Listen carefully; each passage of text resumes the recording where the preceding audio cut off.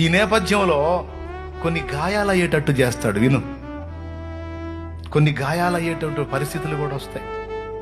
నువ్వేమో ప్రేమ చూపిస్తావు, అవతల వాళ్ళు ఏమో కాటేస్తారు. ఇది జరిగేది. నువ్వేమో దేవుని ప్రేమ చూపిస్తావు, అవతల వాళ్ళు ఏమో నిన్ను వైనం చేస్తారు. నువ్వేమో దేవుని ప్రేమ చూపిస్తావు, అవతల వాళ్ళు నీ మీద వెళ్ళి విషం కక్కుతూ ఉంటారు, దుష్ప్రచారాలు చేస్తూ ఉంటారు.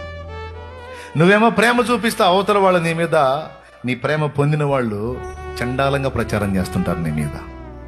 అది నీ చెవులకు వచ్చినప్పుడు గుండె గాయమైపోయింది.